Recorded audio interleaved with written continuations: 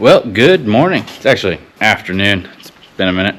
Yeah, we're in the shop, and as you can see, right behind me is the 550 with a flatbed on it. So that's the project for today. So let's get into it. Alrighty, so for most of you probably don't know, I think I just mentioned this on like 2 videos ago of what's going on with this truck. So more of a background on it. I bought this F550 over a year ago and been working on it. So it's a 2015 F550. It has a 12-foot bed on the back of it, or at least that's what it was capable of. You saw us welding this bed many videos ago, and yeah, we've been waiting for it to get fixed up. The front end's all redone. A lot of electrical stuff needed to be redone, all of that. So, but it's 2015. It's got 250,000 miles on it. Runs really good though. No check engine lights so far. I think that squeak that I told you guys about, I think it's the alternator because I keep having to jump it. The red cab right here, this is off of a 2011 F250. We swapped cabs because the 550 had a cab and a half. I wanted a full crew cab, plus it took up more of the bed, not by much but some. So I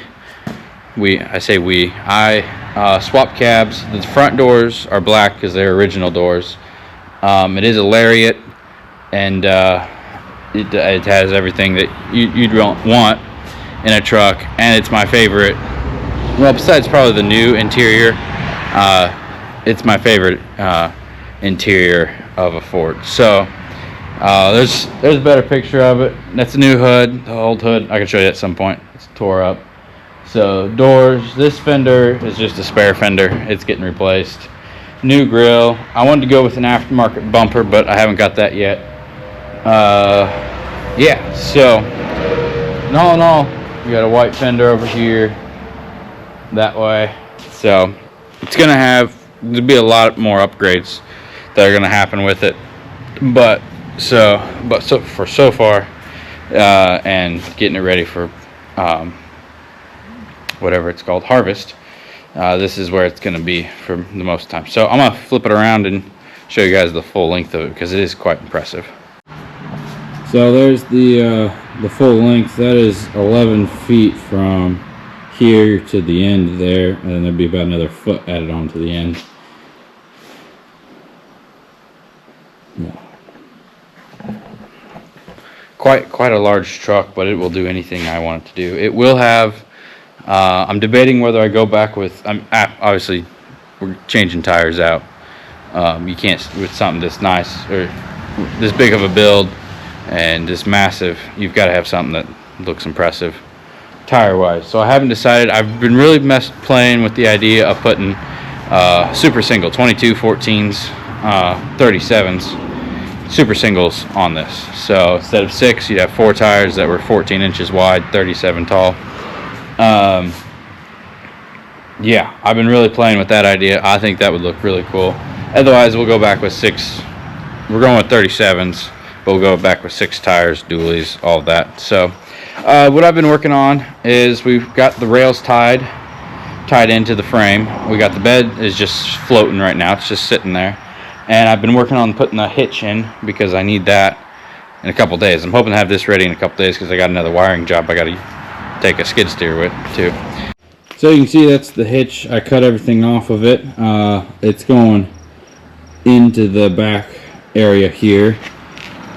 Here's all of my parts. These are parts of the hitch that I've redone.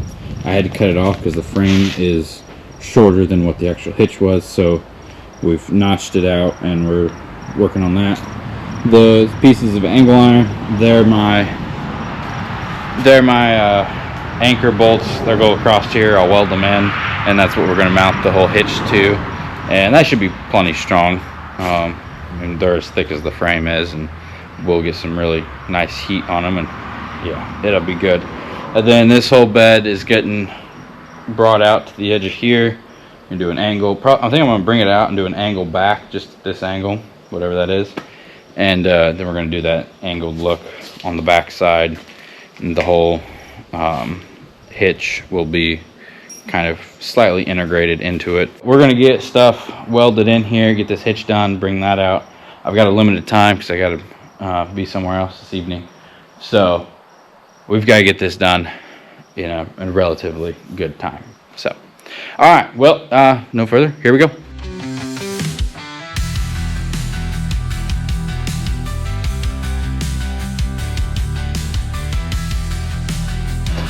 You can see this is some 1/8 inch steel angle iron. I left it there because that'll be some really nice strength. We're going to weld it into the frame on each side over there. Honestly, this makes a nice compartment for something right there. And then I had to cut these out. I didn't do anything different than what they did on the manufacturing side. I just cut it out and put that through there. And then we got that there, so we just have to re-weld all of this on either side. I need to make sure this is square or centered, because it'd be weird to pull a trailer off centered. So yeah, it's coming along. That looks a lot better, and I'm happy with that. Don't look at that weld, that's scrappy. Well, I've got that welded, not all the way, but it was welded enough where I felt comfortable taking it off. Then we started up here. We got the outsides done. I don't know if you can see.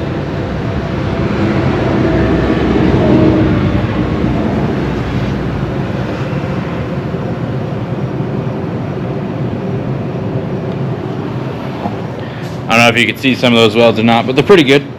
Quite happy with them. I got the welder set quite high, really. So it's been feeding it in really good.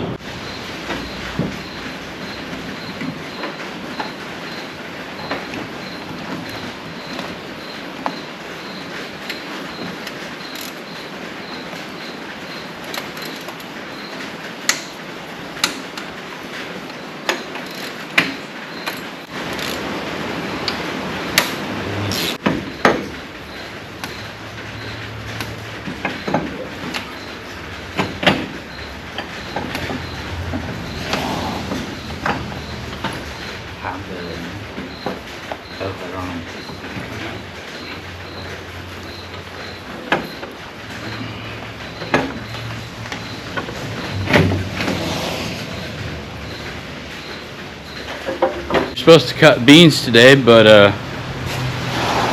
raining. Supposed to, some maps say 2 inches, some say 4 inches, so I really don't know, but it's raining and we're not going to be out there harvesting. So yeah, we're back in the shop doing shop work. So I don't think I've caught you guys up on everything. Last you saw on this was me getting the hitch on and all of that, and this is where we're at now. Let me walk this way and I'll turn you around so you can see it.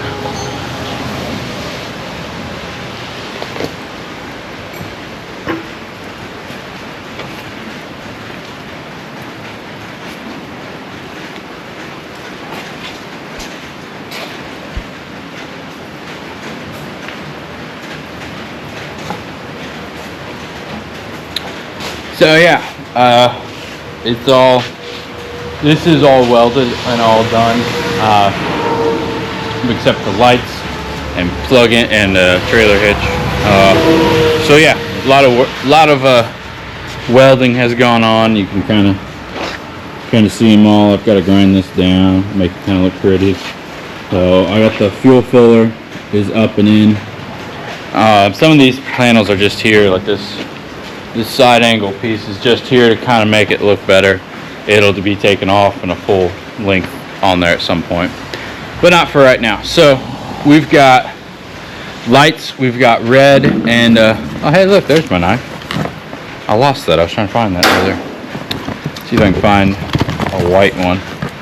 These are all. So we got 4 red lights and 2 white lights. So we got, these are your reverse lights, your brake light, and your turn signal light. So 3 will go on one side, 3 on the other side, on the back piece right here. Eventually I may put something up there after the toolboxes and all that are in. And then we got these cool, I don't know if you can see them, tiny little lights that they're actually like encased in aluminum. It's fantastic. But I got 4 of them. I'm only going to use 2 of them. But they're going to go for our license plate lights, either mounted here, shining up, or on the side, shining over, so you can see the license plate, obviously. And then we got our trailer plug that does both the 7-pin and the 4-pin, and it actually just plugs straight into the normal trailer. So we've got to notch all of that out, get that going. We've got to put in, we've got small little lights that have to go in about here or somewhere, probably right here, for your end lights. And then 3 lights right there for the determine, so you can see how wide the truck is. You're legally supposed to have those. And now we're on to our second and a little bit bigger of an issue. It's been dying on me. Like, I'll charge it up one day, let it run for a half hour, and then I'll turn it off, wait a day, come back, and it won't start again. I'll have to charge it, run it, you know, all that. So I think we talked about that at some point, maybe we didn't, but I did a test on it, and it shows that we have 13, well, it's, when they were completely, when it wouldn't start, it was 11.4, and then when I started it and let it run, it was 13.4, which is above 12, which is where we need to be, but an average truck should be running about 14.5 to 14.8, sometimes hitting 15. So I think what's the problem is that the alternator is too small.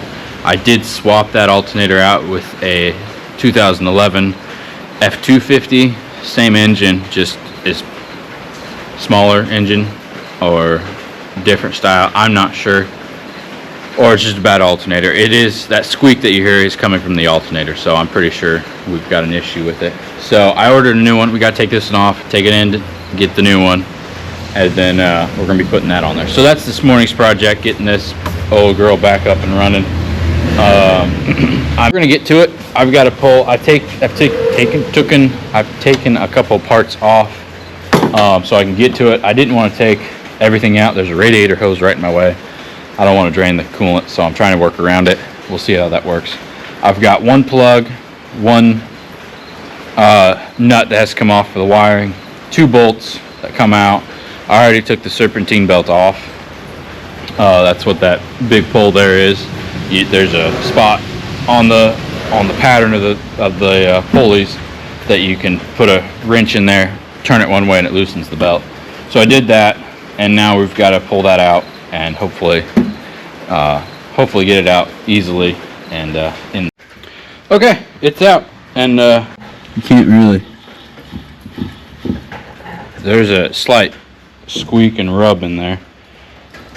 Came out pretty easily compared to what I thought it was. I got to move that so I don't have to keep moving it around. So it's right in there. There's 1 bolt. The other bolt's down there. You got wiring harness right there. Serpentine belt down there. I took this came off from right here, and we were able to get in there. And it came out fairly easily, so which is always good. So I'm going to be going to the auto parts store here at some point, but not right now. So this is sitting on the table. That's got to head back with me probably after lunch. But for now, we're back on the back side of the truck working on lights. So I cleaned up this section. I'm waiting for that to dry. There's a bunch of this stuff on this piece of steel, so I've got to clean that up.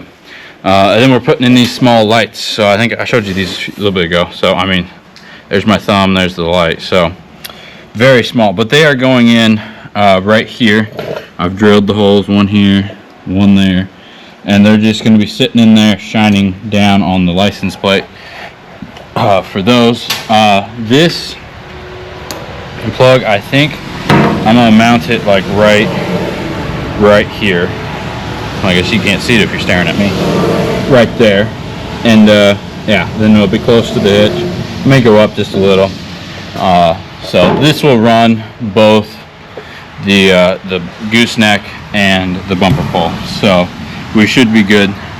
Should be good there. So yeah, waiting for this to dry so I can use a permanent marker and mark where I'm gonna put the.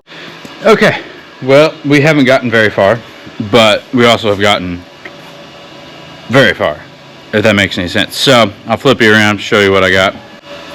No, I've marked out kind of where the lights should be. There's one where it's going to be. There'll be two more. Then I decided that I need to make a template, because it's just, if anybody's run a plasma cutter, you know that you can, one wrong move and it just goes in the wrong direction. So I got to turn this off. I was playing around with it, and so I marked out a cardboard and cut it out, and then I went over to the wood shop and cut a solid piece out. And then I took the piece that I cut out from, this goes, if I can do it, this goes in there. I cut this out and I trimmed it a little wider, and now I've been playing around with it, trimming it down, trimming it down, and I've cut like 3 holes, and finally got one. This is a scrap piece, but I finally got it where I can now make myself a metal template out of this, and then I can run the plasma cutter around and it'll cut it to where the light can go in like that. So we're back from lunch. Pretty good. Just had hot dogs today, but we're all good now.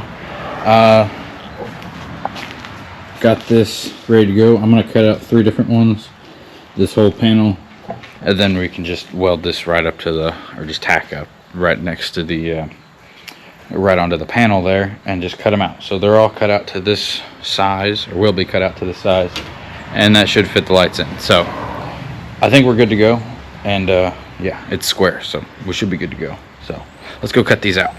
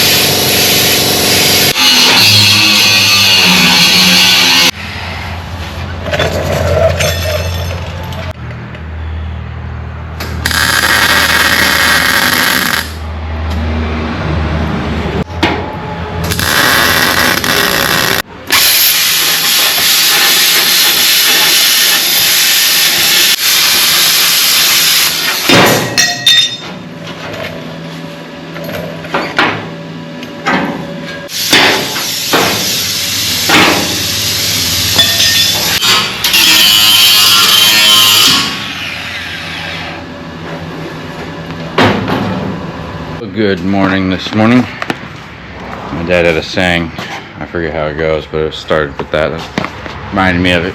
Anyway, we're back on the truck, working again, front of it. I don't remember if I said, but we had idler pulleys that were bad, so I ordered new ones, and they got in just a while ago. So, or a day ago. Something like that, but we've been busy, so haven't had a chance to put them in. But today we're going to put them in, and hopefully get the lights to work. I'm having a hard time on the lights for some reason. Well, I know why, because that wiring harness was, I built the wiring harness, so I may not have gotten it all right. So far I've got brake lights, left and right turn signals.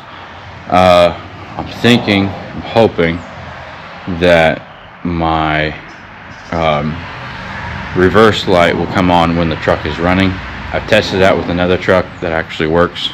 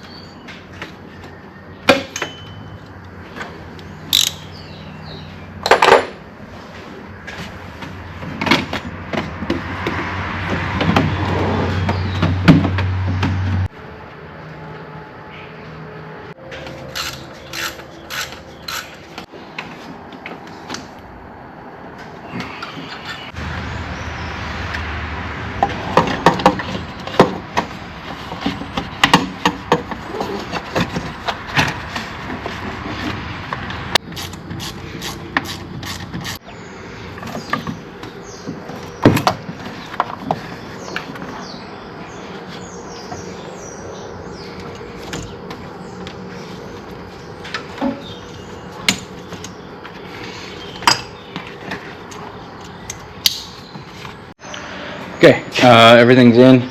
It's all buttoned up. Looks good. There we go. So we're done here. Got to put a charger on it because it's dead, and then we're ready to go. We need to put a little more coolant in it.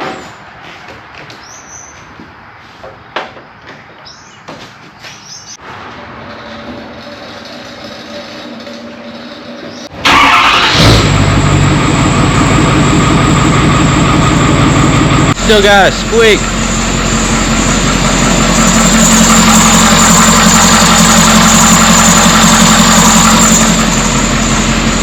Two options I'm thinking. Could either be a bad belt, serpentine belt, or the water pump's bad. I really hope it's not the water pump. Okie dokie. Everything works finally. So it's sometimes like noon now. So a couple things. One, we secured this end. Second one is I couldn't find the running lights back there. I think with the wiring that I did on the frame and stuff, I must have misplaced that wire and didn't hook it up.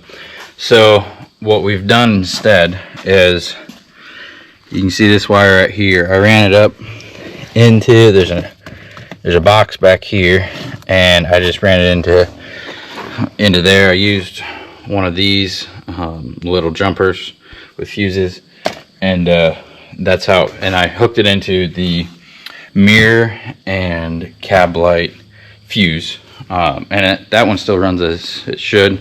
I just tagged off of it. That's a lot cleaner of a way of doing it. So then I ran it along the frame and brought it to the back. I used this bigger wire right here. Loud dump truck. Anyway, I used this wire right here. It's got 4 wires in it. I only used one, but I've got more wires running to the back because I think I'm gonna have to run a reverse wire back as well because I don't have one right now. So, but yeah, everything works as it should. Here, let me go turn on the running lights for you so you can see. I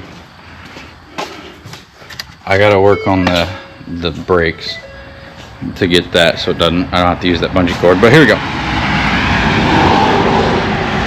Got running lights for that, all of these, so all of that works and is all good to go. So yeah, we're pretty much finished up. I got this bungee cord pulling the brake back because as right now, if that bungee cord's not there, then the computer system thinks the brake is on and turns the lights on, runs the battery down. So I've got this holding that back. I've got to get underneath there and adjust the spring, I think, to make that work. But everything else works. It starts up good. That's going to be the end of the video. We've got to move on. We're actually going to start bean harvest this afternoon. So I got to be done with this project and we got to move on to another one. So it means starting a new video. So hope you guys had fun with this and kind of learned something. If not, it's okay. I learned a lot. So all right, well, I'll catch you guys next time. See ya.